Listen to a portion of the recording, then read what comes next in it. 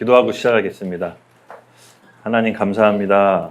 또 이 아침에 주님을 향한 또 마음으로 우리가 함께 수원하나 UCM 대학부 모였습니다. 주님 이곳에 하나님의 임재가 가득하게 해주시고 특별히 오늘 들려지는 메시지를 통해서 우리 마음밭에 심겨지고 또 우리 민족의 정체성 또 한국교회의 정체성을 우리가 바로 알고 나아갈 수 있도록 은혜를 베풀어 주시옵소서. 감사합니다. 예수님의 이름으로 기도드렸습니다. 아멘.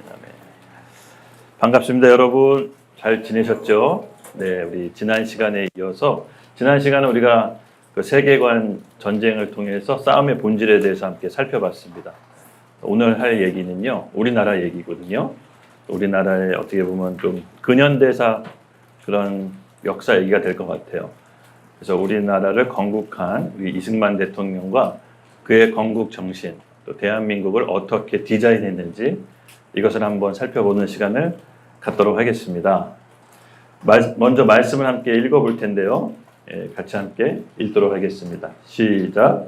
예수께서 빌립보 가이사랴 지방에 이르러 제자들에게 물어 이르시되 사람들이 인자를 누구로 아느냐 이르되 더러는 침례 요한 더러는 엘리야 더러는 예레미야나 엘리야나 하나이다. 이르시되 너희는 나를 누구냐 하냐 주는 그리스도시요 살아계신 하나님의 아들이시나이다. 아멘. 아멘. 여러분, 예수님께서 빌립보 가이사라라는 지방에서 제자들에게 질문합니다. 사람들이 나를 누구라 하느냐. 여기서 좀 주목해야 될 것은 이 빌립보 가이사가 여러분 무슨 뜻인지 알죠? 로마 황제 이름입니다. 로마 황제 이름인데 이스라엘 지명의 한 도시가 로마 황제의 이름으로 도시 지명이 생긴 겁니다. 여러분 무슨 뜻일까요? 이게 지금 무슨 뜻을 의미하는 겁니까? 네, 지금 나라가 망한 겁니다. 그렇죠? 내 나라에 다른 우리 침략한 우리 그 왕의 이름을 따서 도시를 지었다는 것은 지금 나라가 망한 겁니다. 그렇죠? 뭐 지금으로 따지면 지금 우리 수원시, 여기 용인시인가요? 예, 용인시가 나라가 용인시가 아니라 무슨 뭐 김정은시 뭐 이렇게 좀 실감이 오죠? 나라가 망한 거예요. 되게 상징적인 자리인데 이 나라가 망한 그 지명, 로마 황제를 딴 그 지명에서 지금 예수님께서 제자들에게 물어보는 겁니다. 내가 누구냐라고. 예. 여러분 그때 그랬더니 이제 제자들이 이렇게 얘기하죠. 더러는 침례 요한, 더러는 엘리야, 어떤 이는 예레미야, 선지자 중에 하나이다라고 얘기합니다.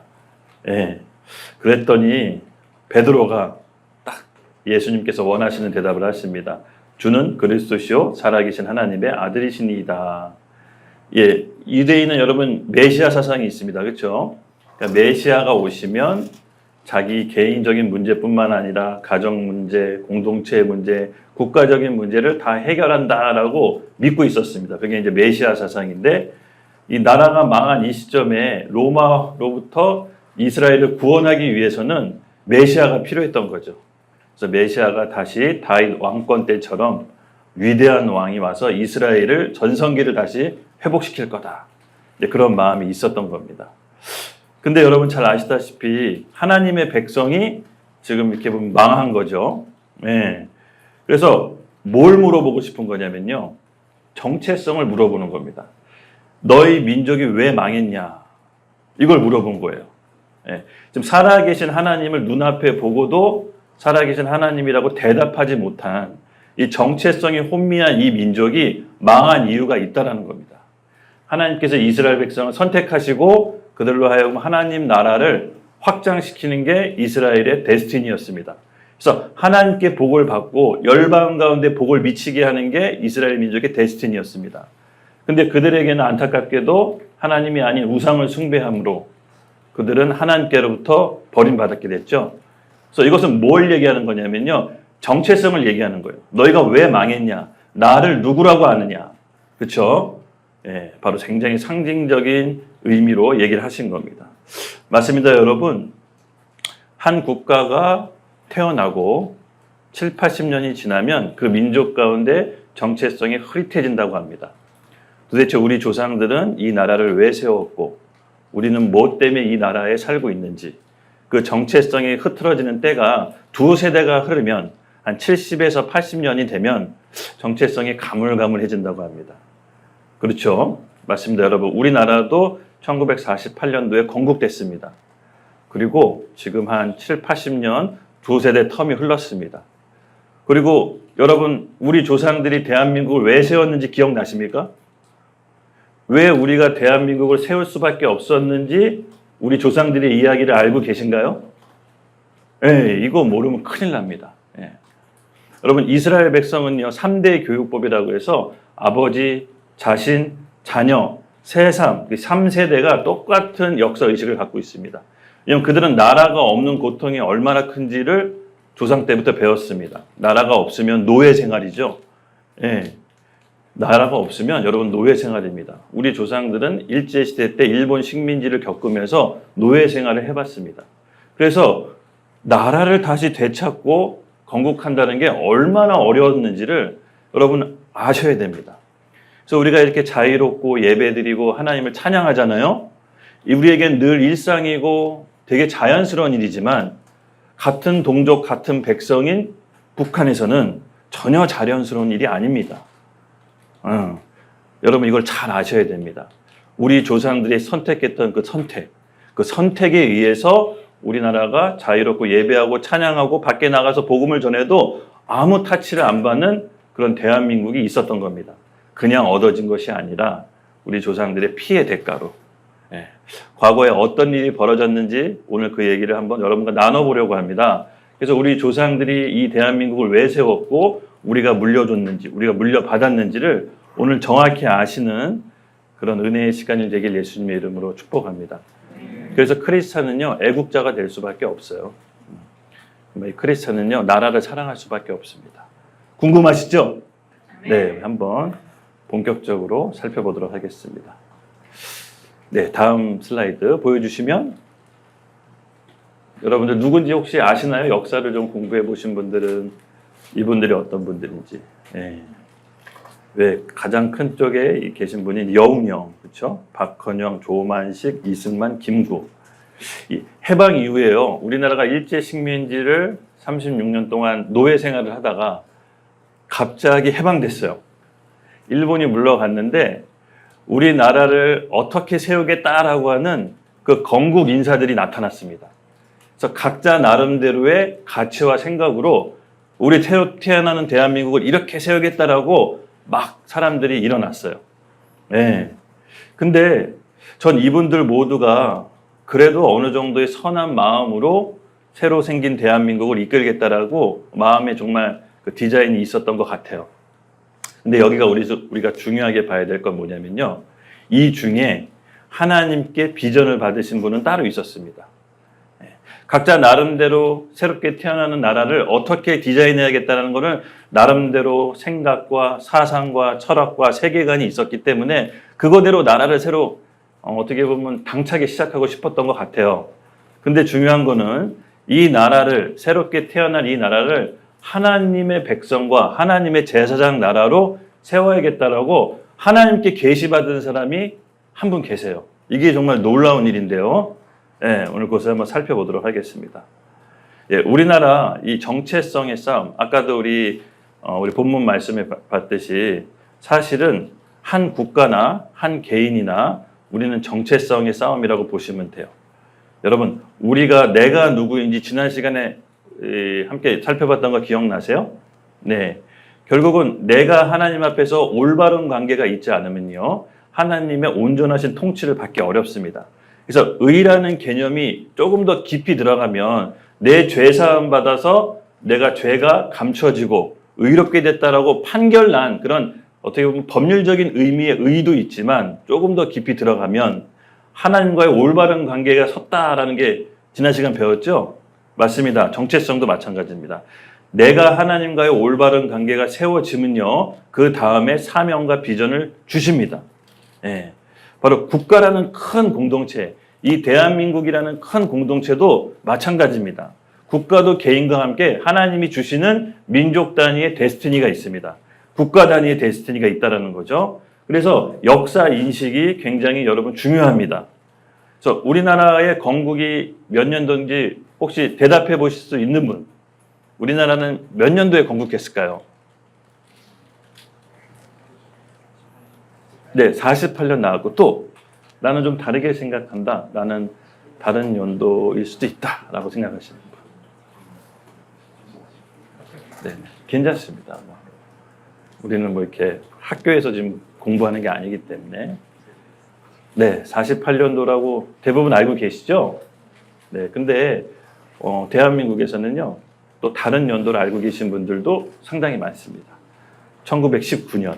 네. 그래서 우리나라가 48년도에 건국했다 하신 분도 있고 1919년도에 건국했다고 하신 분도 있습니다. 1919년도는 임시정부 탄생일입니다. 네. 근데 여러분, 아직도 우리나라는요, 1948년도에 건국했는지 19년도에 건국했는지 약간 좀 사회적인 합의가 완전히 딱 이루어지진 않았어요. 약간 서로 생각하는 관점이 다 다르거든요. 근데 여러분 어떻게 생각하세요? 이 부분이 명확하지 않으면 좀 힘들 것 같지 않으세요? 예를 들어서 우리 서기가 생일이 며칠이지? 6월 19일. 몇 년도? 2002년 6월 19일 날 태어났죠? 본인은 그렇게 알고 있죠? 그렇게 배웠고. 근데 어느 날 어떤 이상한 사람이 와가지고 서가 이러면서 처음 보는 사람이 너 그날 태어나지 않았어. 너 5월 5일 날 태어났어. 내가 봤어. 그럼 이 석이 어떻게 했습니까? 굉장히 혼란스럽겠죠? 나 부모님한테 6월 19일 날 태어난 걸로 듣고 지금까지 계속 그날 생일 잔치 했는데 이게 뭔 소리지? 정체성이 굉장히 혼란스럽겠습니다. 그렇죠? 예, 맞습니다. 이 사람으로 따지면 자기 생일이 언제인지도 불분명한 약간 사생아 같은 느낌이 들어요. 국가도 여러분 이 정확한 건국일이 있지 않으면요, 우리 그 국가에 소속된 국민들이 굉장히 정체성이 혼란스러워져요. 우리나라는 도대체 뭐야? 언제 태어난 거야? 네, 맞습니다, 여러분. 1948년도 건국을 주장하시는 분들은요, 우리나라가 해방되고 1948년도 이승만 대통령이 대한민국 건국을 선포했을 때, 그때가 바로 대한민국의 건국, 나라의 시작이라고 봅니다. 근데 한편으로는 다른 분들은 1919년 아니다. 우리가 일제식민지 때 좌우 합작을 통해서 임시정부를 통해서 온전한 나라가 사실 태동된 거다. 이렇게 이제 보시는 분들도 있습니다. 네, 뭐 좋습니다. 각자 개인적인 견해가 다른데. 근데 중요한 거는 여러분, 내가 주민등록상에 여러분 생일이 나온 거 있죠?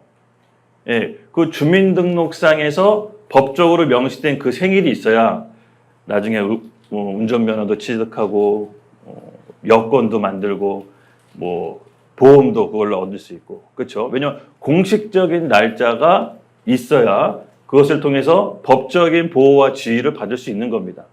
맞습니다. 그래서 유엔에서 그때 당시 한반도 우리나라의 유일한 합법 정부를 인정해 준 게 1948년 대한민국이기 때문에 이 날이 중요한 겁니다. 공식적으로 인정받아서 사람으로 따지면 출생신고가 동사무소에서 된 겁니다. 그렇죠? 근데 출생신고가 동사무소에서 된 날이 아니라 다른 날이야 라고 하면 굉장히 정체성이 혼란스럽습니다. 그래서 우리는 합법적으로 우리나라 전국 대통령이 1948년도 나라를 건국했을 때, 선포했을 때가 우리나라의 탄생일입니다. 우리나라의 생일이라는 거죠. 네, 맞습니다. 그래서 여러분, 이것을 우리가 잘 알고 시작해야 우리 국민들의 정체성이 흔들리지 않습니다. 여러분, 이 세상은 변경 불가 영역이 있습니다. 그러니까 내가 아무리 노력해도 바뀔 수 없는 게 있습니다. 대표적으로 뭘까요? 네. 요새는 또 키도 늘리더라고요. 요새는 또 키도 얼굴도 바꿀 수 있잖아요. 그렇죠? 네. 그래서 요새는 좀 되게 혼미해요, 사실은. 네. 내 부모를 내가 바꿀 수 없습니다. 그렇죠? 이게 변경 불가 영역입니다. 그래서 내 부모가 마음에 안 들다거나 내 부모가 싫다고 해서 부모가 아니라고 하거나 부모가 다른 사람이라고 하면 어떻게 되죠? 아, 이거 폐륜이죠, 폐륜. 이거 뭐 답이 없습니다. 그냥 폐륜입니다. 마찬가지입니다, 여러분. 나라도 나라를 세운 국부가 있습니다. 나라를 세운 아버지가 있죠. 우리 나라를 세운 국부, 아버지가 마음에 안 든다고 해서 그 국부가 우리 건국 대통령이 아니라고 얘기하거나 다른 사람이 우리의 국부라고 얘기하면 여러분 그 나라의 국민은 어떻게 되겠습니까? 아, 네. 똑똑하시네요. 맞습니다. 이게 폐륜처럼 되는 거예요. 예. 내 부모가 마음에 안 들더라도 내 부모가 싫다라고 해도 변경 불가 영역이 나는 부모가 있었기 때문에 태어날 수 있는 겁니다. 하나님은 우리의 육체의 부모를 통해서 우리를 태어나게끔 했습니다. 그렇죠? 그래서 예수님도 그냥 갑자기 하늘에서 뚝딱하고 떨어뜨리게 하실 수 있었습니다. 하나님께서 얼마든지 초자연적으로 하실 수 있는데 우리 알다시피 요셉과 마리아를 통해서 나오게 했습니다. 그렇죠? 육체의 부모를 통해서. 하나님은 이 세상에 하나님의 원리대로 창조하시고 그 원리를 본인 스스로 거스르지 않으십니다. 마찬가지입니다. 국가랑도 마찬가지입니다. 국가를 세운 국부, 나라의 아버지가 있습니다. 그렇죠? 그럼 우리나라 대한민국이 국부가 어떤 생각으로 만들었는지 여러분 당연히 우리가 알아야 되지 않겠습니까? 네. 여러분 부모님이 하는 생각을 우리가 잘 알아야 되잖아요. 하나님 아버지가 하는 생각을 우리가 잘 알아야 되잖아요. 그래 이 땅에 하나님 아버지의 계획을 우리가 실현시킬 수 있잖아요. 마찬가지입니다. 이 대한민국이란 건국 이념과 디자인을 알아야 우리가 이 석에서 살고 있는 우리 국민들이 대한민국의 정체성을 갖고 이 나라를 지킬 수 있는 거 아니겠습니까? 네, 맞습니다. 놀랍게도 우리 국부는 하나님께 비전을 받아서 영적인 나라로 우리나라를 탄생시켰습니다. 이게 굉장히 이제 주목해야 될 거고 다른 나라하고 조금 다른 점입니다. 네. 그래서 이 역사사관의 전쟁이 시작됐는데요. 역사사관이란 역사를 보는 관점입니다. 내가 1948년도로 우리나라 탄생의 일로 보느냐 아니면 1919년도로 우리나라 탄생의 일로 보느냐에 따라서 역사를 보는 관점이 완전히 달라집니다.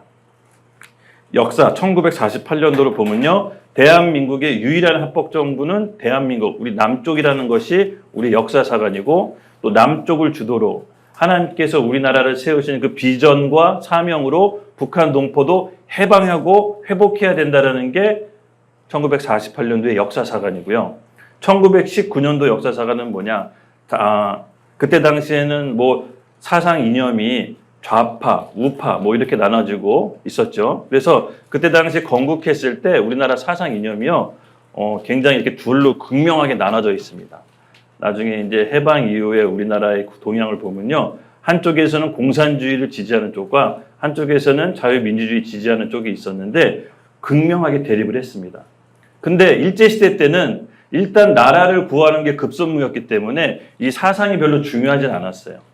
그래서 일단 힘을 합쳐서 일제에 대항해서 나라를 먼저 해방시키는 게 우선이었기 때문에 1919년도 임시정부 때는 이념과 사상에 상관없이 다 같이 임시정부 안에 들어와 있었거든요. 그렇게 함께 다 같이 들어왔던 1919년도가 우리나라의 정통성이다라고 믿고 있는 겁니다. 결국 그 역사사관으로 쭉 나가다 보면 남북한이 어떻게 원하냐면은 북한이 주도하는 고려 연방제 통일 방안이라는 게 있거든요. 김일성이 옛날에 주장했던 건데 그것을 통해서 남북한이 연방제로 통일하는 역사사관으로 갈 수가 있는 어떻게 보면 역사적 기반이 바로 1919년도입니다. 아셨죠? 그래서 1919년도, 1948년도 단순히 뭐 날짜 갖고 싸우는 게 아니라 내가 주장하고 내가 원하는 역사관과 관점이 있어서 그런 거예요. 예. 1948년도 정리하자면 남한 주도의 평화적인 통일, 북한을 회복해야 된다라는 역사사관이 있는 거고 1919년도는 북한과 통일 연방제로 가야 된다라는 역사사관이 밑바탕에 깔려 있는 겁니다. 이것도 어떻게 보면 세계관 싸움이에요. 세계관. 이해하셨죠? 여기까지. 네.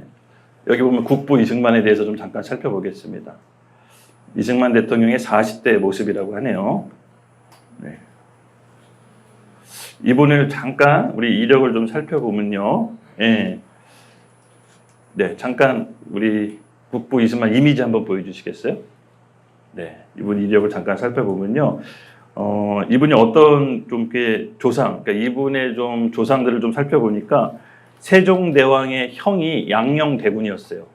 그러니까 세종대왕의 형님 분이 계셨을 거 아니에요? 근데 이제 군자를 이제 어떻게 보면 그때 당시 썼는데 양녕대군이 있었는데, 예, 세종대왕은 양녕대군의 16대 손이거든요. 조선 왕조의 어떻게 보면 이제 왕족 출신인데, 이분이 이렇게 전주이시죠.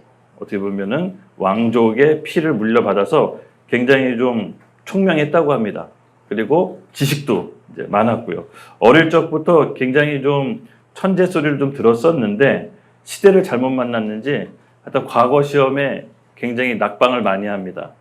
우리 조선시대 때는 출세할 수 있는 길이 이제 과거 시험이었어요.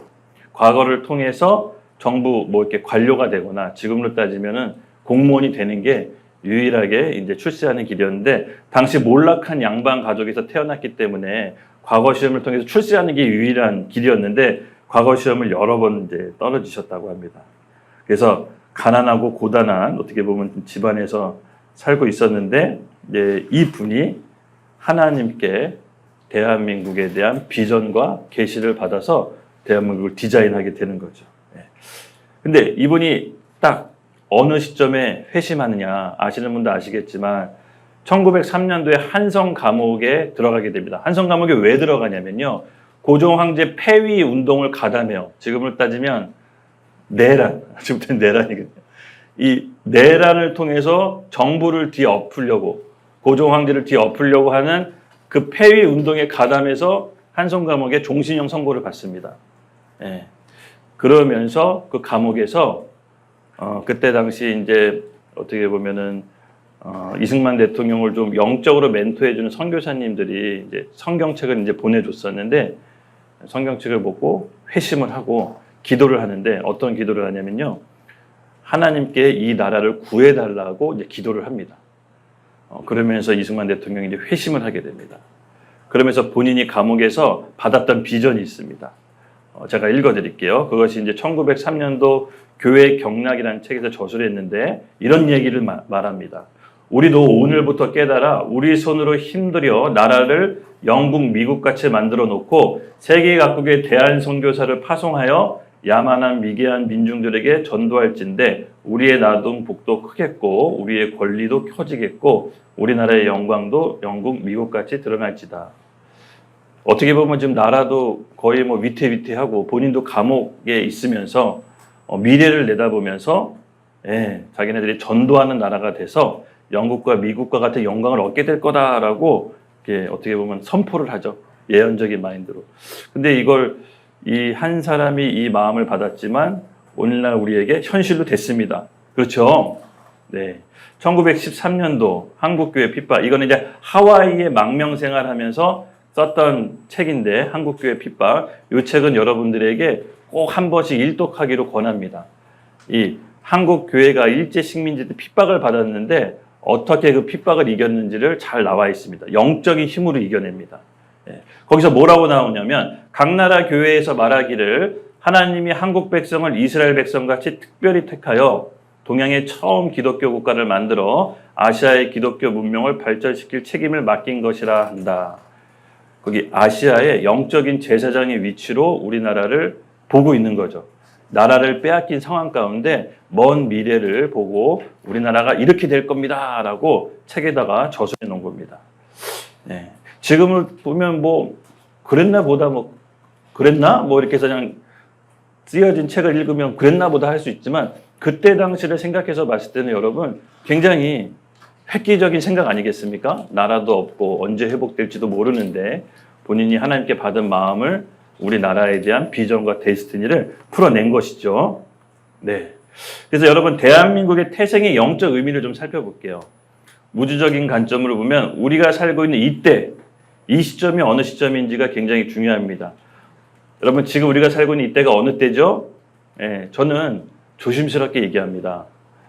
성경의 끝부분 지금 마지막 때에 살고 있지 않나라는 생각이 조심스럽게 합니다. 성경은 창세기 때 하나님이 창조하셨고 예수님이 재림하시는 종말을 얘기하죠. 우리 지난 시간 세계교회 관점 얘기했을 때 시간은 일직선으로 흐른다고 그랬죠. 시작이 있으면 끝이 있다. 바로 우리는 성경의 끝부분에 살고 있습니다. 예수님의 재림이죠. 그래서 종말의 징조가 우리 가운데 펼쳐지고 있습니다. 전쟁, 기근, 전염병, 경제 붕괴 등등 교회 배도까지 결국은 예수님의 재림에 가까운 것을 어떻게 보면 대한민국이 태생한 그 영적인 스토리의 중간에 있습니다. 예. 우리나라가 1948년도 세계 2차 대전 때 태어난 신생 국가 중에 이렇게 크게 성공한 나라는 여러분 우리나라밖에 없습니다. 이유가 있습니다. 예. 이따가 살펴볼게요. 지역적 관점에서 한번 보겠습니다. 우리 민족을 향한 하나님의 부르심인데 이스라엘 회복과 관련이 있습니다. 예. 마지막 때 이스라엘이 회복돼서 주님이 그곳에 재림하는 게 마지막에 엔타이밍의 클라이막스라면 그 클라이막스 때 우리 민족이 해야 될 하나님의 부르심이 있다는 겁니다. 그 성경의 역사 속에 우리나라가 태어났는데 그것을 한번 살펴보겠습니다. 1948년도에 두 나라가 물론 신생 독립국가가 여러 국가가 있었는데 48년도에 태어난 두 나라가 있었는데 하나는 5월 14일 이스라엘이 초대 수상 벤구리온에 의해서 건국됩니다. 그리고 또 한 나라 8월 15일 날 3개월 후죠. 대한민국이 초대 대통령 이승만에 의해서 건국됩니다. 한쪽은 선교의 끝, 또 한쪽은 선교의 시작입니다. 그래서 이스라엘 탄생은요, 선교의 끝을 의미하고 주님의 재림을 의미합니다.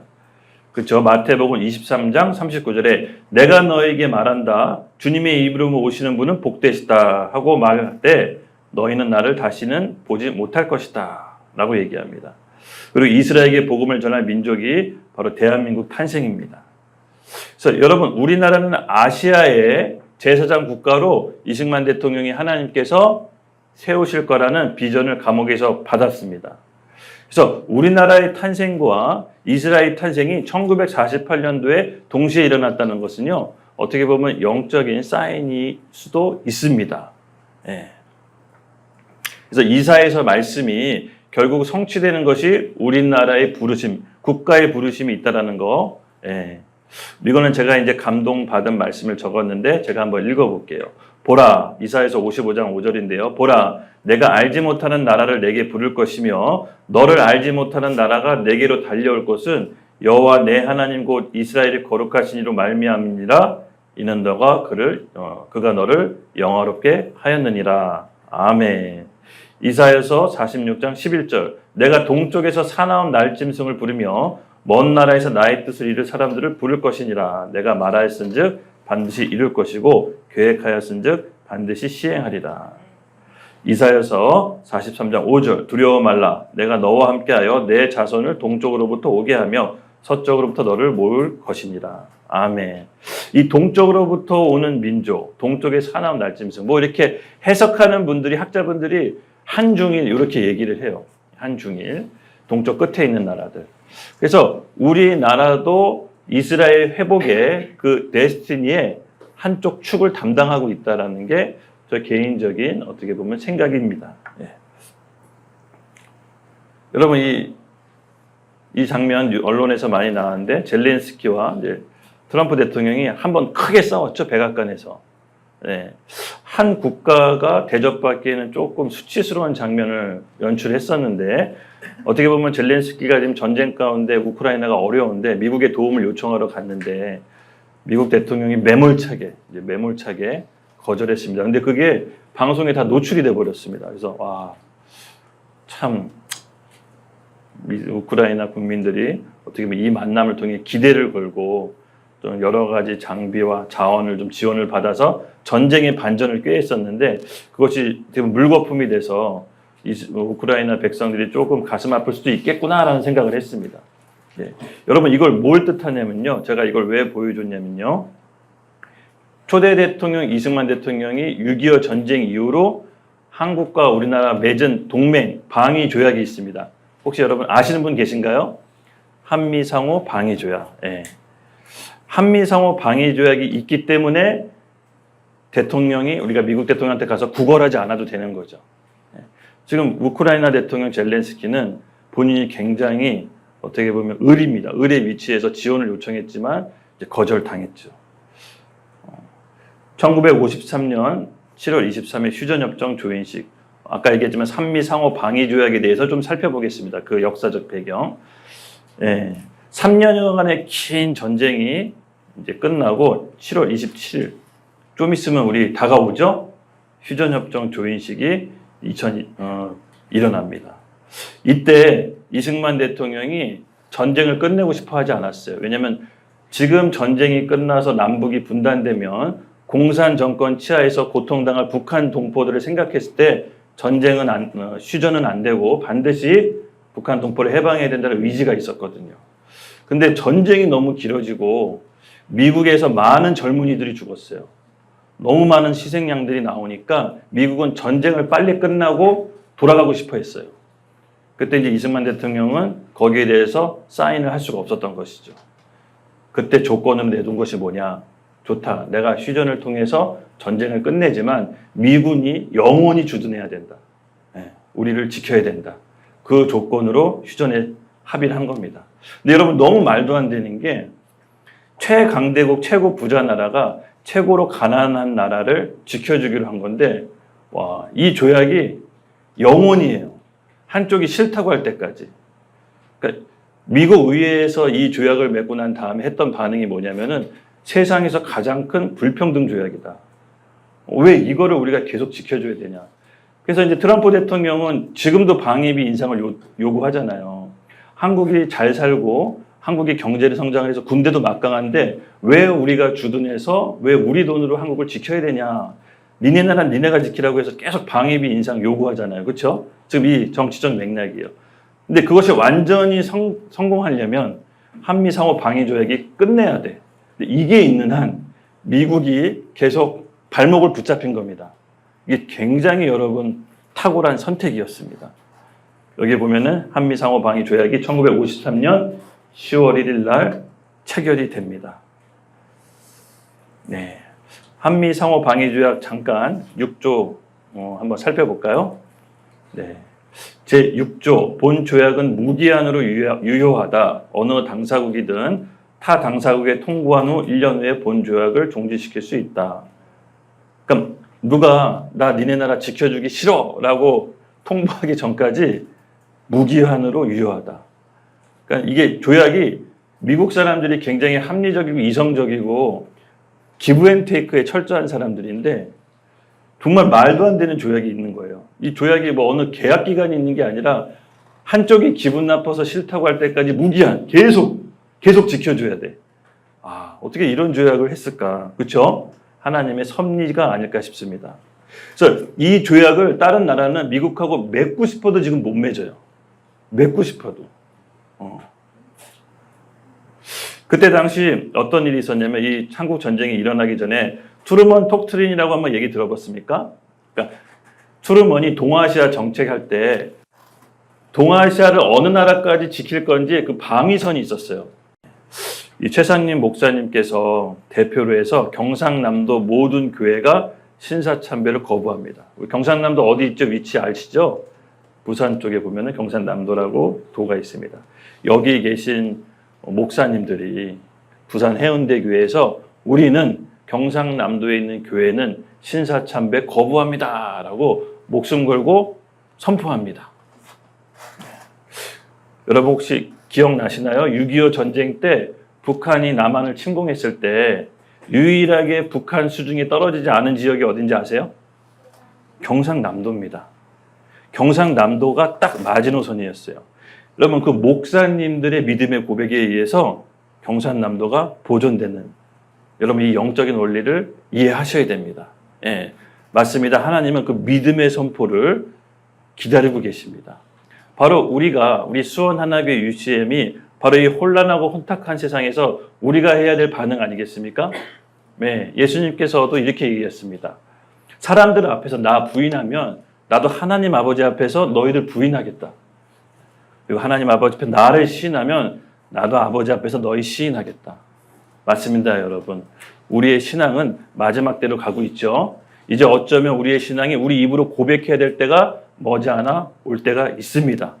준비하셔야 돼요. 우리는 믿음의 선조들이 우리나라를 어떻게 지켰는지를 오늘 배우셔야 됩니다. 아시다시피 북한군이 3일 만에 서울을 접수해서 파죽지세로 남한으로 밀려오는데 와, 이 경상남도 이 부분만 남겨놓고 대한민국이 이제 위기의 기로에 서 있습니다. 이때 또 어떤 일이 벌어진지 아십니까? 예, 우리 민족은 참 영적인 민족이에요. 다른 방법이 없고 다른 수단이 없어요. 이제 곧 있으면 나라가 망하게 생겼으니까 바로 이곳, 여러분 기억나시죠? 제가 거제도 이쪽인데 여기 보면 어떤 일이 벌어지면요, 부산 초량교에서 국난 극복 구국 기도회를 펼칩니다. 다음 슬라이드 한번 넘겨주시겠어요? 네, 뭐 더 이상 밀릴 데가 없으니까 다음 슬라이드. 바다에 빠져 죽을 수밖에 없거든요. 그래서 믿을 만한 건 역시 우리 주님밖에 없죠. 하나님께 최고 권위자에게 호소하기 시작합니다. 그리고 국난극복 구국 기도회를 통해서 일제시대 때 참배했던 이 전 슬라이드 보여주세요. 참배했던 것을 부산 초량교회에 모여서 회개합니다. 목사님들이 회개해요. 그리고 나서 그 다음날 여러분 어떤 일이 벌어지신지 아십니까? 네, 인천 상륙 작전에 성공합니다. 그리고 대반전이 일어나서 국군이 서울을 돌파하고 여러분 평양까지 점령하는 놀라운 기적적인 일이 벌어집니다. 바로 영적인 하나님의 힘에 의지한 것이죠.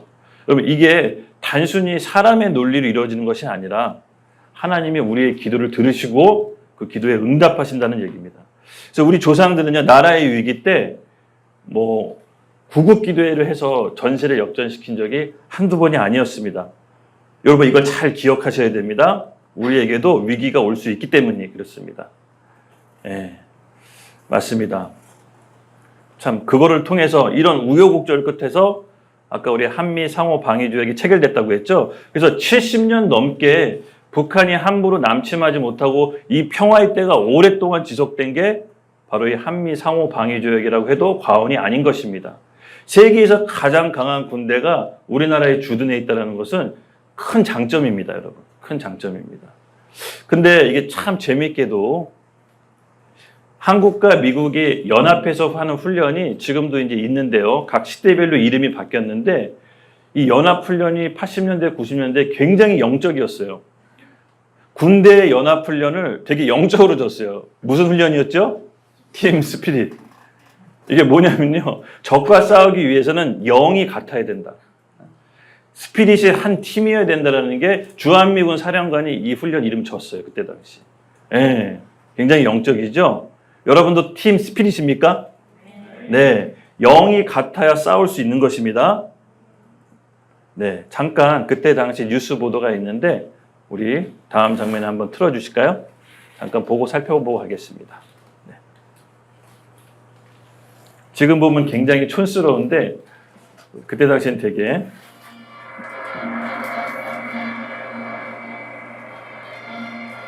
팀 스피릿 80일 한미 연합훈련을 위한 장교와 미군이 속속 도착했습니다. 미 공군 최신의 전투기와 조기 경보기 등 700대 항공기를 포함한 4만 4천 톤의 각종 장비들이 군수송기와 민간 항공기, 화물선으로 수송되었습니다. 이번 훈련은 북대서양조약기구의 정규 훈련을 제외하고는 미군과 한국군이 함께 벌이는 최대 규모의 대양 횡단 훈련입니다. 또한 하와이와 미국 본토, 일본, 오키나와 필리핀 등지에서 3만 3천 명의 미군 병력이 투입돼 2만 7천 명의 주한미군과 10만 명의 한국군 등 모두 16만 병력이 연합작전에 들어가는데 이미 도착한 미군 병사들은 한국군 교관들에 의해 현지 적응 훈련을 받았습니다.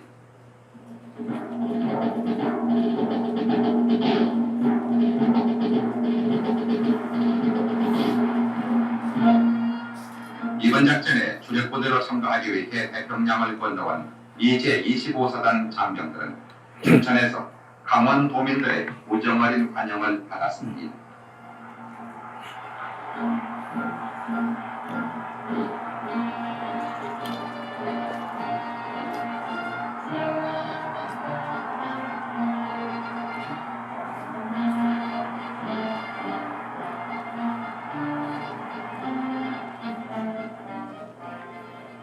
춘천 체육관에서 열린 환영 행사는 환영식과 역흥의 순서로 펼쳐졌는데 강원도민들의 따뜻한 마음씨가 혈맹의 장병들 가슴을 흐뭇하게 했습니다.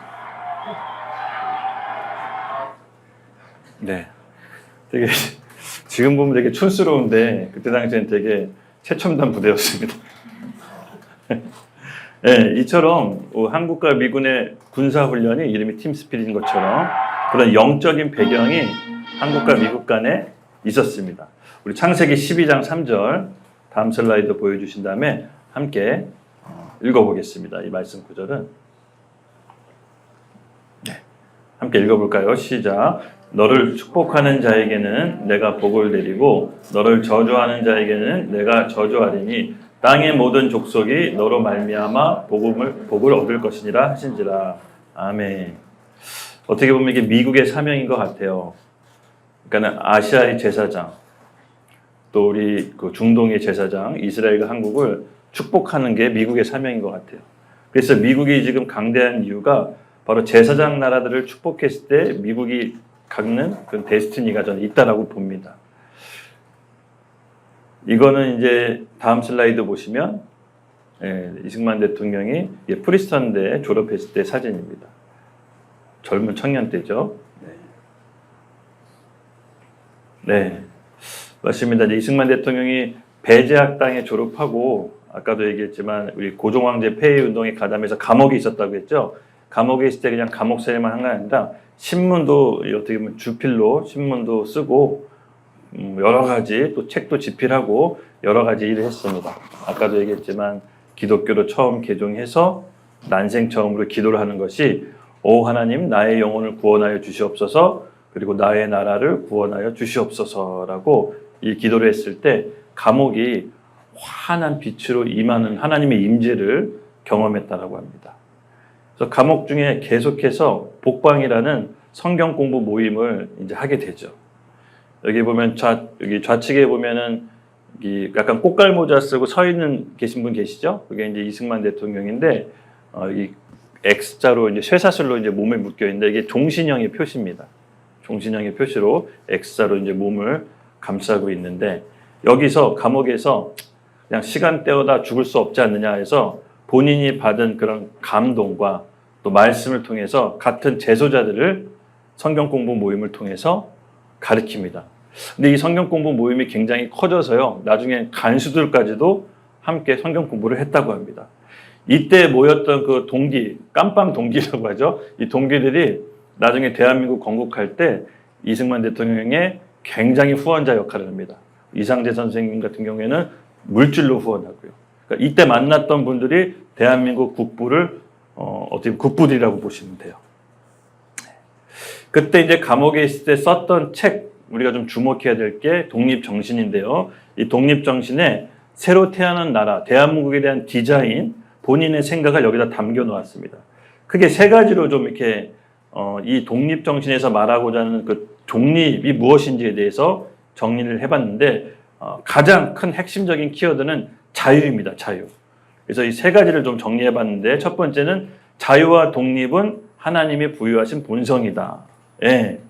천부 인권처럼 자유도 하나님이 인간에게 준 유일한 고유한 권리이기 때문에 누구도 침해할 수 없다라는 것이 독립정신의 책에 나와 있습니다. 하나님의 모든 사람에게 같은 오탄데 같은 권리를 주셨으므로 생명과 자유와 안락한 복을 추구하는 것은 남이 빼앗을 수 없는 권리이다. 예, 국가도 어떠한 단체도 함부로 개인의 자유를 침해할 수 없다는 것이다. 왜? 하나님이 부여하신 거기 때문에 하나님이 부여하신 고유한 권한이기 때문에 누구도 빼앗을 수 없다는 겁니다. 그래서 내 몸은 존귀하고 존귀하게 창조되었고 내 몸은 내 것이 아니라 뭐라고 나와 있죠? 하나님이 이 세상을 위해 귀중한 쓰임새로 되라고 내게 맡기신 것. 즉 하나님의 소명을 감당하라고 주신 몸이다. 라고 이제 표현합니다. 그래서 이승만 대통령은 이런 자유에 대한 개념을 독립정신에 적어놨습니다. 그리고 반드시 하나 더 온전한 자유인이 되기 위해서는 하나 더 필요한데 그것이 뭐냐? 개인의 소유권이 인정돼야 된다. 즉 아무리 이런 자유의 정신과 가치가 있더라도 쉽게 말해서 내가 번 돈 내가 가질 수 없으면 영원히 노예 상태에 있다. 내가 번 돈 내가 가질 수 있는 나라가 되어야 된다. 그걸 법적으로 보장해주는 나라가 돼야 진정한 자유인이다. 여러분, 내가 번 돈 내가 가질 수 없는 나라 생각보다 많습니다. 여러분이 대한민국에 있어서 잘 모르는 것뿐이에요. 내가 번 돈 내가 가질 수 있는 거 우리 당연하잖아요. 내가 알바해서 내가 저금하고 내가 쓰고 싶을 때 쓰고. 근데 북한 사람들은 자기가 벌어서 자기가 가질 수 없습니다. 지금은 또 약간 장마당이라서 좀 다르게 있다고 하지만 아직도 완전한 자유인은 아닌 것입니다. 이승만이 말한 자유인은 결국은 하나님이 부여하신 이 자유가 하나님으로부터 왔다라는 그런 우리 정신의 개혁과 결국 내가 번 돈 내가 가질 수 있는 그 개인적인 소유권이 인정돼야지만 내가 진정한 자유인이다라고 표현된 것입니다. 예. 그래서 이 이승만은요, 새로 디자인한 대한민국은 하나님이 주신 자유를 온전히 법적으로 보호해야 되고 본인이 국민들이 번 돈 국민들이 가질 수 있도록 법적으로 보호해야 된다는 게 확고한 생각이었습니다. 그래서 우리가 대한민국에 태어난 이상 내가 번 돈 내가 다 가질 수 있잖아요. 그렇죠? 예, 여러분 이게 굉장히 큰 축복인 것입니다.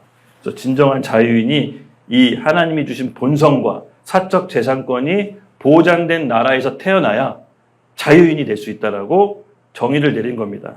예. 아까도 얘기했지만 아까 우리나라의 그런 데스티니와 비전을 이렇게 감옥에서 책으로 계속 저술했었습니다. 예. 요 얘기를 한번 읽어볼까요? 교회 경락. 마땅히 만국의 왕이시고 만국 왕의 왕이신 예수 그리스도로 우리의 왕을 삼아 피와 정욕의 모든 상전을 다 버리고 함께 들어와 만세에 빛난 용상 앞에 머리를 숙이고 모두 천국을 위하여 싸우는 강병이 되어 사탄과 세상을 쳐서 이기고 만국을 합하여 한 천국을 만들자. 즉 나라가 위태롭고 본인이 감옥 생활에서 종신형 선고를 받았을 때 이 감옥에서 회심하고 하나님께 받은 비전입니다. 아, 우리나라 5,000년 역사를 되짚어 봤더니 정말 이스라엘 백성과 같이 우상 숭배해서 나라가 이 모양 이 꼴이 났다. 그래서 우리가 예수를 왕으로 삼아서 이 나라를 새롭게 만들자라고 본인의 그 생각을 이 책 안에 담아내기 시작합니다. 그리고 단순히 생각한 것뿐만 아니라 나중에 대한민국을 건국할 때 기독교 교리와 정치 체제를 결합시켜 버립니다. 예, 대단한 일을 한 거죠. 어떻게 보면 다니엘 같은 사람입니다. 하나님께 받은 계시와 영감을 똑같이 이 땅에 그 나라로 구현해낸 겁니다. 예, 물론 숱한 어려움과 엄청난 일이 어려움이 고난이 있었지만 다 이겨내고 그렇게 시작한 대한민국 터 위에 우리가 지금 함께 있는 거죠. 감사해야 될 일입니다. 여러분 감사해야 될 일입니다. 물론 그 이승만 대통령에 대한 평가는 또 나중에 할 수가 있습니다. 공대로 평가를 하고 과는 과대로 평가를 해야겠지만 여러분 제 개인적인 생각으로 공이 너무 큽니다. 공이 과보다 너무 커요. 그 가장 큰 공이 뭐냐? 대한민국을 건국한 거. 좌우합적 공산주의 사상과 이념으로 나라를 건국한 게 아니라 하나님을 섬기는 하나님의 나라와 백성을 되게끔 이 대한민국을 만든 게 가장 큰 공입니다. 이 공은 너무 크다고 봐서 어떤 과를 제시하더라도 이 공을 이길 수는 없을 것 같아요. 그건 인정해야 되는 것입니다. 할렐루야. 아멘. 네. 맞습니다. 그가 꿈꾸는 나라는 뭐였냐? 결국은 선교한국.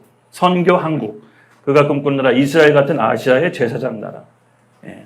아까도 얘기했지만 감옥에 큰 사건이 있었습니다. 여러분 이승만 대통령 감옥에 있을 때 러일 전쟁이 발발했는데요. 러일 전쟁은요 아시아의 신흥 근대국가 일본이 급부상하는 전쟁이었습니다. 서양을 대표하는 러시아가 아시아의 동양 국가한테 졌다라는 것은 굉장히 큰 충격적이었습니다. 여러분 어느 정도로 일본이 이때 당시 그 위세가 대단했냐면은 이때 당시만 해도 우리나라는 호미와 쟁기 뭐 이렇게 화약으로 화포 뭐 조선시대 때 이런 걸 만들었을 텐데 일본은 이때 이미 비행기와 항공모함을 만들었어요. 그러니까 기술 격차가 엄청 났던 거죠. 메이지 유신이라고 들어봤죠. 이때 이 메이지 유신을 통해서 서양의 근대화를 일본이 빠르게 따라잡아서 급기야 러시아 군대, 현대적인 군대를 쳐서 물리쳐버리게 된 것입니다. 큰 서양 세계 충격이었습니다. 그리고 그것은 일본을 통해서 조선이 식민 지배를 받게 되는 것이죠. 그래서 이승만 대통령은 이게 너무나도 잘 알고 있었기 때문에 감옥에서 이런 표현을 썼다고 해요. 러일 전쟁이 끝나면 그 승자, 그 이긴 나라가 우리나라를 지배할 텐데 창자가 끊어지는 것 같은 고통을 느낀다라고 감옥에서 그런 얘기를 합니다.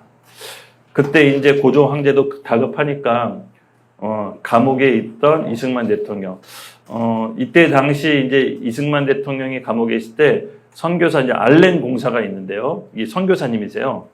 이제 고종 황제한테 건의를 합니다. 감옥에 영어 잘하는 유능한 청년이 있는데 그를 출소시켜서 미국 대통령을 만나게 해서 일본이 한국을 지배하는 걸 막게 해달라. 네, 고종 황제가 받아들여요. 한때는 본인을 폐위했던 운동에 가담했지만 급하니까 일단은 영어 잘한다니까 출소시켜서 외교관 옷을 입혀서 고종의 밀사로 미국에 갔는데 루즈벨트 대통령과 면담을 성공합니다. 그래서 면담이 잘 된 줄 알고 고종 황제한테 편지를 씁니다. 폐하, 면담이 잘 됐습니다. 미국 대통령이 우리를 도와준다고 합니다. 감축드리옵니다, 폐하라고 했는데 알고 봤더니 속은 거죠. 이미 일본과 미국은 밀약을 체결한 상태였습니다. 그 유명한 가스라 테프트 밀약. 미국은 필리핀을 시료 지배하고 일본은 조선을 치료 지배하는 것을 조건으로 둘은 이미 밀약을 체결한 상태였죠. 이승만 대통령은 본인이 루즈벨트 대통령을 설득했다고 생각했지만 이미 농락당한다는 걸 뒤늦게 알게 됩니다. 그리고 그는 하와이로 이제 떠나게 되죠. 이건 뭐냐면요. 당시 이제 이승만 대통령이 YMCA 학감으로 부임했을 때 본인이 이제 YMCA 학감을 내려놓고 전국의 복음전도 여행을 자전거 타고 다니기 시작합니다. 백성이 예수 그리스도의 복음을 받아 감화되지 않으면 아무리 좋은 정치 제도를 입혀본들 오래 갈 수 없다라고 생각해서 본인은 복음전도 여행을 떠나기 시작한 거예요. 그럴 시간에 복음을 전해야겠다라고.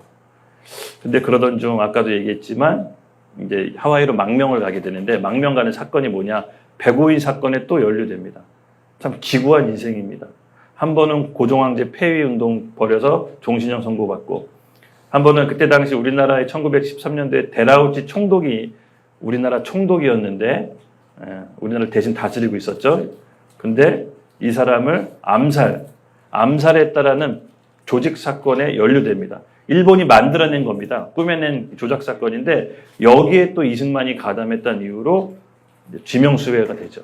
그때 이제 하와이로 망명을 가서 본격적인 해외에서 이제 외교, 어떻게 보면 독립운동을 시작하게 됩니다. 그리고 시간이 지나서 이제 3.1운동 우리나라에 벌어져서 이제 임시정부에 들어서면서 함성 임시정부로 임시정부가 모든 정부로 통합이 되면서 이승만을 임시정부의 대통령으로 선출하게 되죠. 그래서 이승만이 상해로 중국으로 가게 됩니다. 그때 한성 임시정부에서 첫 외교문서 미국에 보낸 외교문서에 이런 내용이 있습니다. 함께 읽어볼까요? 시작. 미국을 향한 호소문.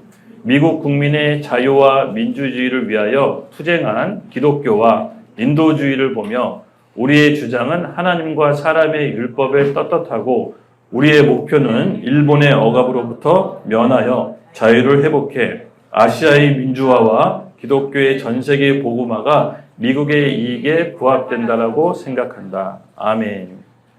뭐 이렇게 아멘이라고 얘기한 거는요. 한 나라, 물론 임시정부였지만 외교 문서에 복음을 위해서 조선의 독립이 필요하다. 이렇게 또 영적인 의미로 풀어냅니다. 예, 맞습니다. 당시 일본은 제국이었죠. 그리고 서양의 제국주의들이 다 함께 그때 식민지를 막 건설하던 때였기 때문에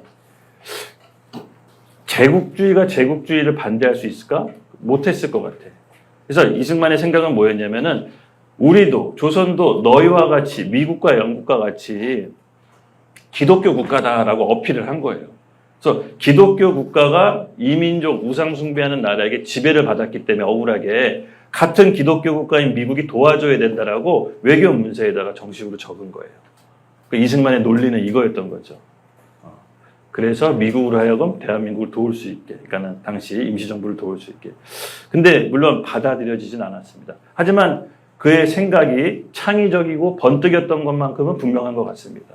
그렇죠? 같은 제국을 어떻게 좀 싸울 수는 없잖아요. 물론 나중에 이제 태평양 전쟁으로 미국에 이제 패망하지만 그 전까지만 해도 식민지를 같이 만들던 그런 나라였기 때문에 이렇게 이제 어필합니다. 요건 이제 프란체스카 여사와 함께 찍은 이 트루먼 대통령의 노년 때 모습이고요. 그렇습니다. 이제 그 결과 1945년도 갑작스럽게 일본의 패망으로 조선이 해방됩니다. 그러니까 우리나라의 해방은 어떻게 보면 우리나라의 힘과 노력으로 해방한 것이 아니라 일본이 패망으로서 갑작스럽게 해방을 얻은 겁니다. 마치 하나님이 주신 구원과도 같아요. 우리의 노력과 힘과 능력으로 구원받은 게 아니죠. 하나님의 전적인 은혜로 우리가 구원받았듯이 어느 날 우리 민족에게도 우리의 힘과 노력, 우리가 전투에서 일본을 누른 게 아니잖아요. 이긴 게 아니잖아요. 일본이 미국에 의해서 패망하면서 갑자기 은혜로 해방을 얻었기 때문에 우리 민족은 이 사실을 잘 기억해야 됩니다. 예, 우리나라가 해방도 하나님의 은혜로 이루어진 것입니다.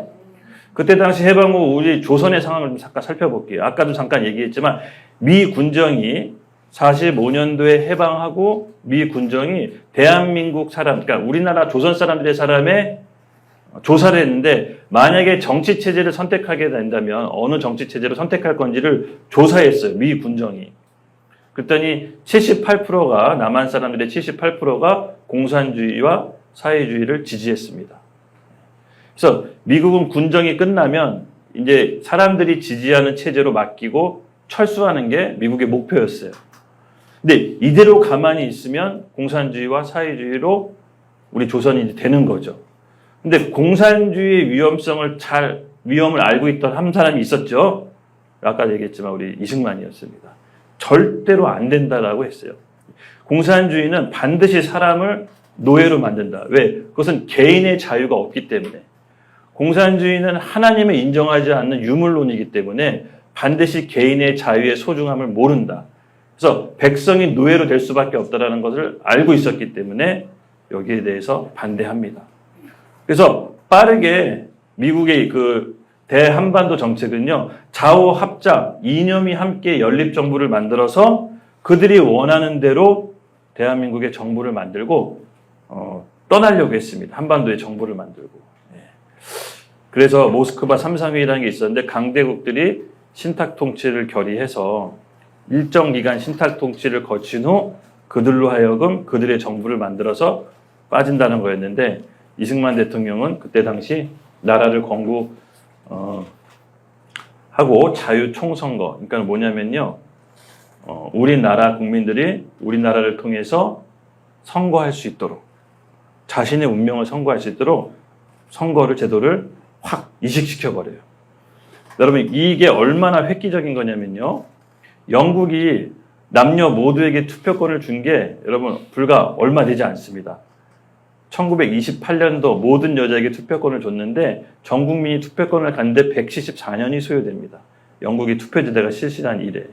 프랑스는요, 1945년도에 여성에게 투표권을 줍니다. 미국은 더 놀라운 게 1965년도에 흑인에게 투표권을 줍니다. 네.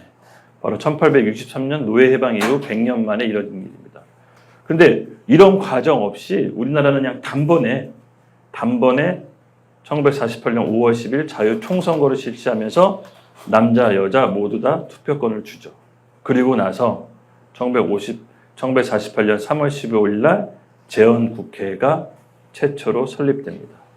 이 재헌국회가 딱 설립됐을 때 이 이운영 의원이라고요, 북한에서 목사님 하시던 분인데 전쟁 이후 이 공산 치하에서 박해받아서 넘어와서 이제 국회의원이 되셨어요. 남한에서. 원래 목사님 출신이십니다.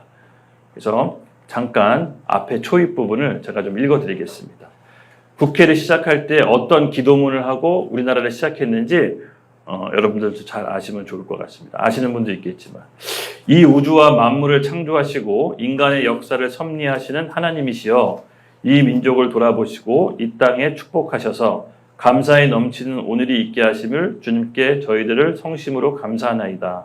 오랜 시일 동안 이 민족의 고통과 호소를 들으시사 정의의 칼을 빼서 일제의 폭력을 굽히시사 하나님은 이제 세계 망방의 양심을 움직이시고 또한 우리 민족의 염원을 들으심으로 이 기쁜 역사적 환희의 날을 이 시간 우리 모두에게 오게 하심은 하나님의 섭리가 세계 만방에 현시되는 것을 믿나이다.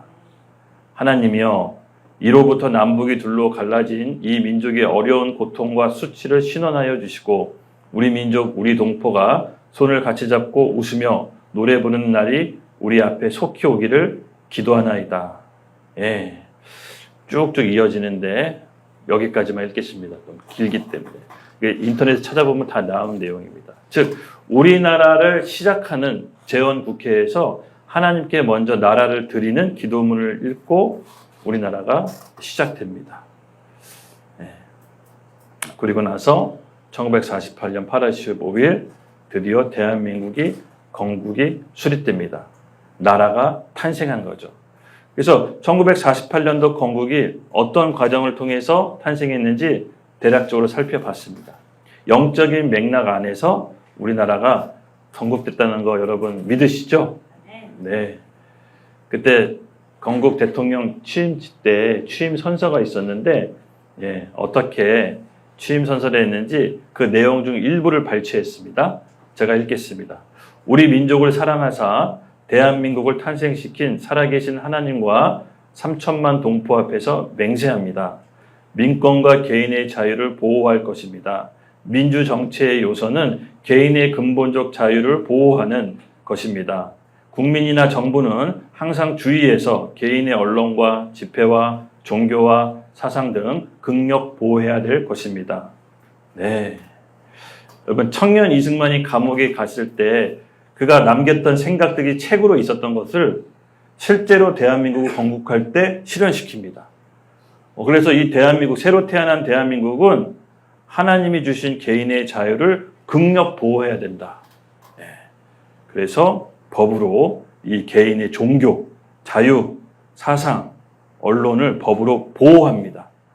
네. 기독교 교리와 국가 정치체를 결합시킨 최초의 한국인이라고 보시면 돼요. 네. 그래서 자유인의 공화국으로 선포하는 것이죠. 그래서 헌법 20조 1항에서 2항은 이런 말이 있습니다. 모든 국민은 종교의 자유를 가진다. 국교는 인정되지 아니하며 종교와 정치는 분리된다. 종교와 정치, 정교분리 원칙이라고 하는데 정교분리의 원칙을 이해를 돕기 위해 제가 미국의 3대 대통령 토마스 제퍼슨이 제정한 정교분리의 3대 원칙을 잠깐 설명하겠습니다. 그래서 정교분리 원칙에 오해가 있습니다, 여러분. 오해. 교회는 복음 전도랑 선교만 하고 이 세상 일에 대해서, 세상 정치 이슈에 대해서는 아무 말도 하면 안 된다. 뭐 이런 우리에게 오해가 있죠. 여러분, 이게 맞는 걸까요? 네, 그렇지 않습니다. 이 정교분리에 대한 원칙에 대한 오해가 있습니다. 세상이 교회의 일에 관여할 수 없다면 교회도 세상 일에 관여할 수 없는 역사적인 배경이 있거든요. 과거의 로마 시대 때 예수님 믿는 사람들 핍박했죠. 국가 권력이 세졌을 때 일어난 일입니다. 근데 다시 로마가 기독교를 국교화하면서 교회가 커지니까 교회에서 사람들을 박해하기 시작했습니다. 그때 이제 교회가 커진 부작용이 일어납니다. 그때 사람들이 논리적으로 이런 법칙을 만든 겁니다. 아, 사람은 부패했기 때문에 힘을 가지면 필연적으로 부패하는구나. 그래서 서로 간의 정교분리 원칙을 세운 겁니다. 그때 이제 토마스 제퍼슨이라는 미국 3대 대통령이 정교분리의 원칙을 세웠는데 이렇게 세웠습니다. 첫 번째, 우리 같이 읽어볼까요? 보이시나요? 시작. 세상 정부는 교회를 탄압할 수 없다. 두 번째, 세상 정부는 교회의 세금을 물릴 수 없다. 세 번째, 세상 정부의 수장은 교회의 수장이 될 수 없다. 예. 이 토마스 제퍼슨의 정교분리 원칙은요, 세상 정부, 세상의 권력자가 교회를 지배할 수 없게끔 한 게 정교분리의 원칙의 시작이었던 것이죠. 근데 일제시대 때는 이걸 교묘하게 일본이 꽈습니다. 그래서 일제시대 때 교회가 부흥하고 흥왕하니까 교회에서 사람들이 기독교 사상에 물들면 일본에 협력을 안 하니까 이걸 절묘하게 꽈서 정교분리 원칙, 교회는 일제가 하는 일에 관여하지 마. 이렇게 해서 정교 분리 원칙을 꽈게 된 겁니다. 그래서 우리가 배운 정교 분리 원칙은 굉장히 왜곡된 정교 분리 원칙이죠. 그래서 여러분, 세상은요, 교회에게 관여할 수 없지만 하나님이 주신 교회의 권세는 하나님의 말씀과 기준으로 세상에게 기준을 제시해야 되는 사회적 책임이 있는 것입니다. 그래서 바울은요, 사도행전 28장 31절에 보면은 예수 그리스도에 관한 모든 걸 전함과 함께 동시에 뭘 전했냐? 하나님 나라를 전했습니다.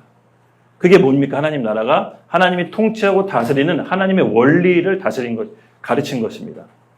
즉, 교회가 받은 권세는요, 복음 전도하고 선교하는 것도 있지만 동시에 이 혼탁하고 혼미한 세상에서 하나님의 말씀으로 기준을 제시해야 되는 사회적 책임도 있는 것입니다. 그것이 교회의 선지자적인 역할인 것입니다.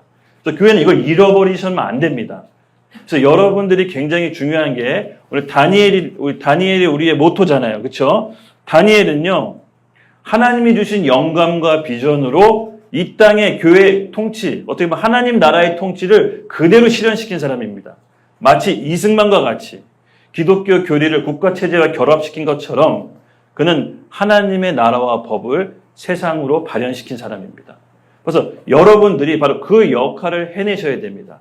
나라가 세상에 혼란하고 어지러울 때 하나님의 말씀과 기준을 세상에 제시해주는 빛과 소금의 역할을 하실 준비가 되어 있습니까? 네, 있다라고 말씀하십시오. 네, 말한 대로 될 것입니다. 아멘. 그래서 형법 158조에 이런 법이 있습니다. 장례식, 제사, 예배 또는 설교를 방해하는 자는 3년 이하의 징역 또는 500만 원 이하의 벌금에 처한다. 별거 아닌 것 같잖아요, 여러분. 예. 이게 다른 나라에서는 약간 있을 법한 일이 아닌 거예요. 쉽게 말해서 야외든 실내든 우리가 이렇게 예배하고 찬양하잖아요. 근데 그걸 누가 방해하면 어떻게 되냐면요, 형벌로 다스리겠다는 거예요. 그러니까 우리가 이 법 때문에 지금 이렇게 예배하고 찬양해도 안전하게 할 수 있는 이유가 바로 이것 때문에 그랬어요. 대단한 어떻게 보면 강력한 하나님 중심적인 나라예요. 예. 예배하고 밖에서 설교해서 누가 방해한다. 500만 원 이하의 벌금, 3년 이하의 징역. 예. 이 법을 우리가 지켜야 되지 않겠습니까? 예. 법이라는 게 여러분 한 번 만들어지면 바뀌기가 굉장히 어렵습니다. 예. 종교와 자유의 예배권을 보장받는 것이 자유를 지키는 것입니다. 종교의 자유가 없는 나라의 공통점이 무엇일까요? 네. 옆에 타임즈에 나와 있는 코가 베어 있는 여인은 아프가니스탄 여인이고요. 지금 김일성, 김정일 동상 앞에서 북한 동포들이 허리를 조아리면서 우상 숭배하고 있죠. 지금 중국의 지하교회 교인들이 큰 어려움을 겪고 있습니다. 여러분, 우리나라는 정말 이런 거 모르고 지금 편안하게 신앙생활하죠? 예, 이게 일시적인 우리나라의 상황일 수 있어요. 언제든지 상황은 급변할 수가 있는 것입니다. 예.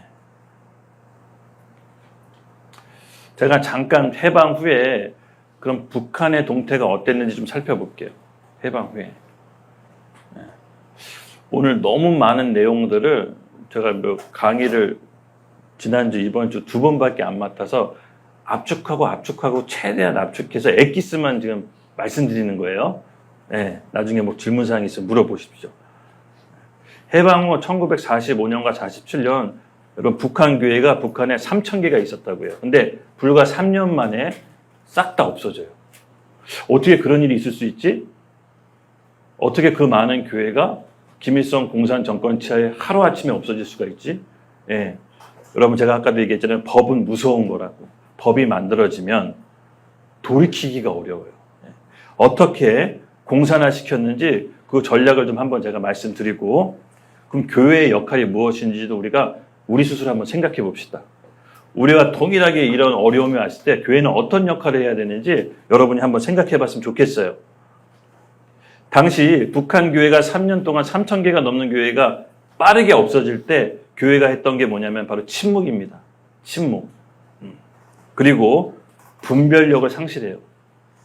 지금 이게 악한 영이 하는지를 몰랐어요. 이 침묵과 분별의 상실이 사실 그 빠른 시간 안에 북한 교회가 사라진 원인입니다.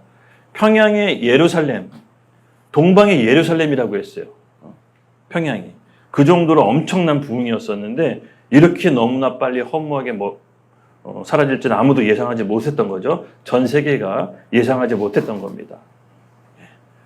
대표적인 게 45년 11월 평양 산정교회 사건이었는데요.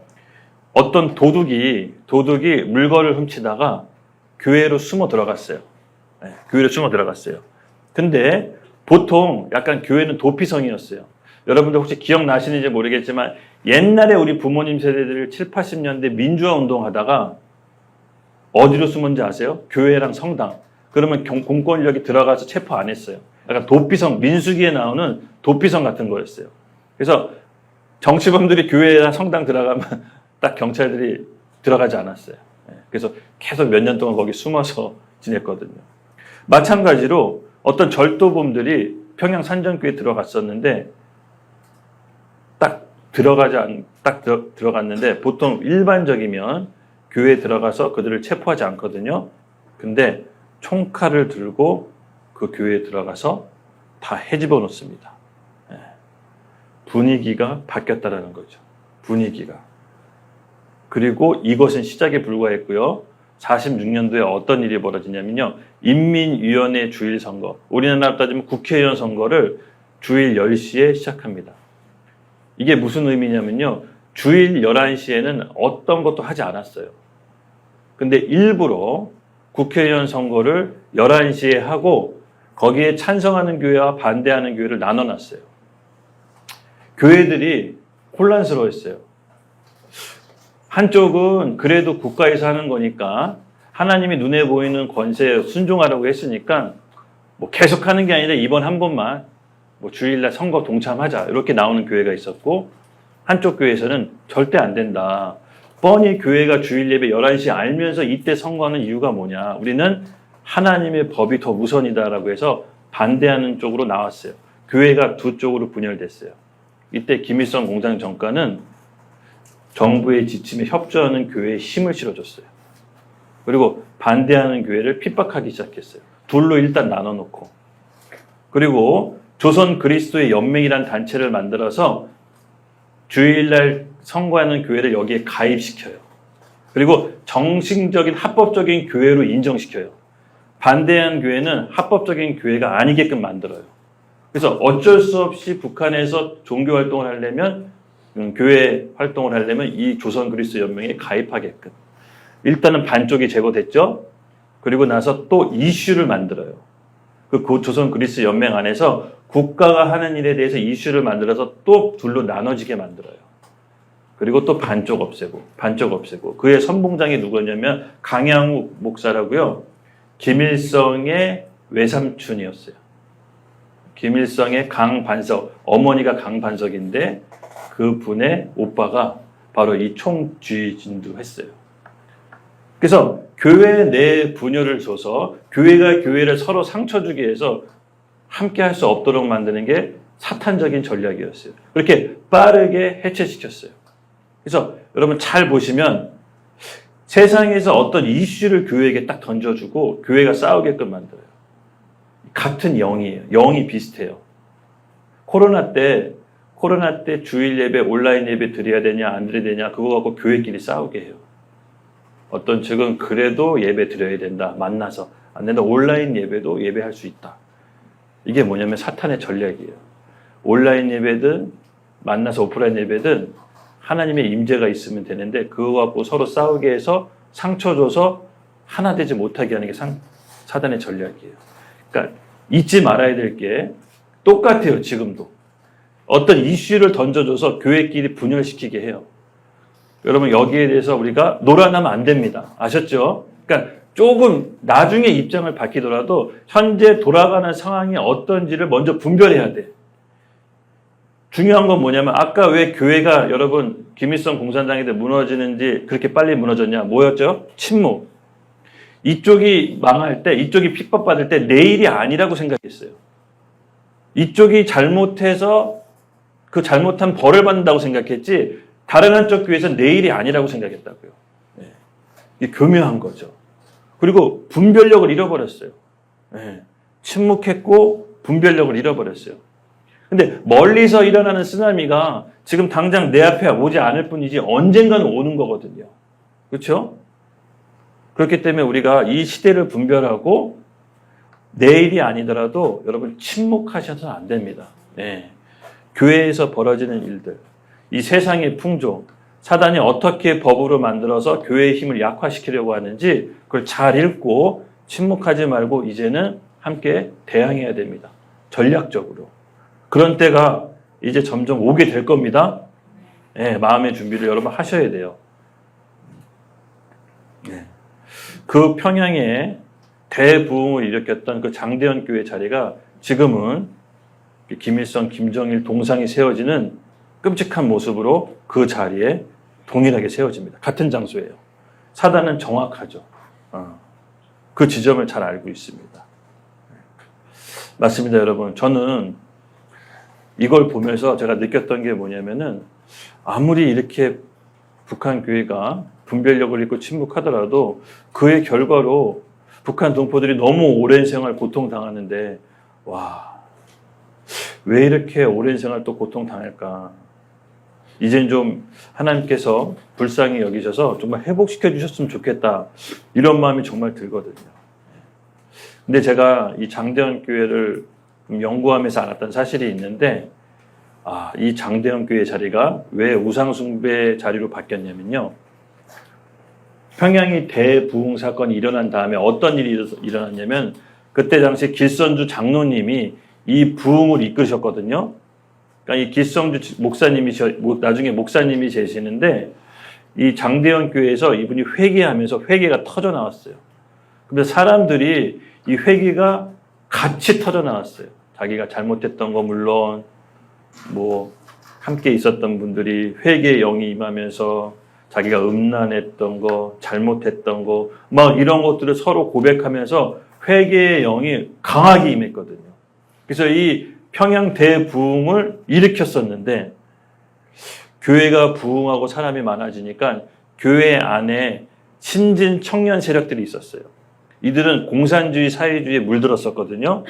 그래서 길선주 목사님을 내쫓아요. 시기가 질투가 굉장히 올라왔다라고 보여집니다.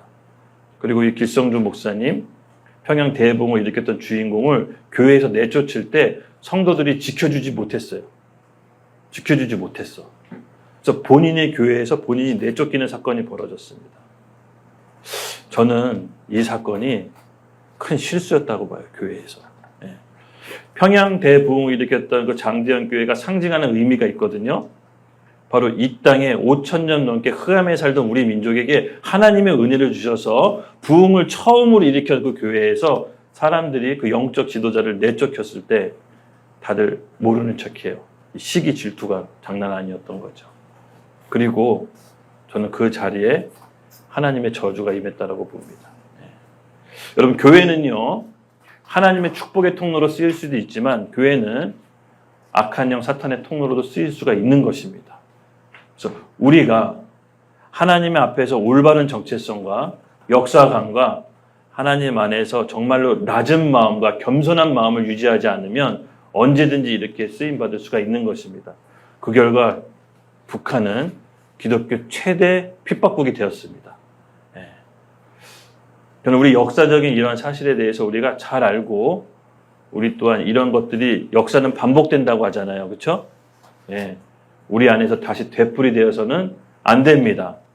아멘. 교회가 부흥하고 날로 흥황할수록 더 겸손히 기도하고 겸비해야 되는 것입니다. 하나님 앞에. 네. 그래서 청년 이승만은 교회에 대한 어떻게 보면 본인의 생각을 이렇게 얘기합니다.